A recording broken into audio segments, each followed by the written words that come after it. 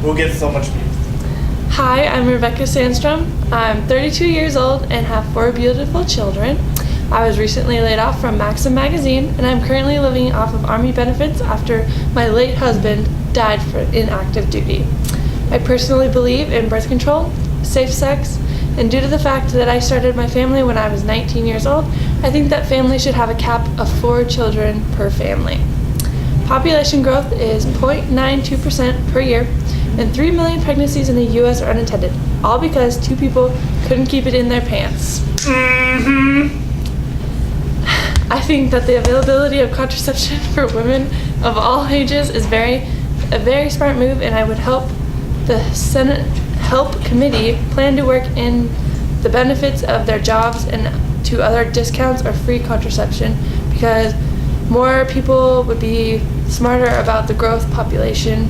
And along with the discount and free contraception, the committee has proposed that if there is such a thing to happen, then the infant mortality rate may decrease. Help the parents and other adults decrease unintentional pregnancies, and space food producers are the biggest effect of the carrying capacity on this earth. I believe that each company that gives out some kind of benefit should automatically give out a money and option of free or insurance paid contraception. Unlike David Green, founder of Hobby Lobby, believes that he shouldn't have to provide this kind of insurance for the contraception, and that he shouldn't have to provide his workers with the amount of insurance or money to get these kinds of things. I, Rebecca Sandstrom, strongly disagree with David. I believe that if you're smart enough to give out your workers benefits for like dental or health, that you should be smart enough to give your female workers free or discounted contraception.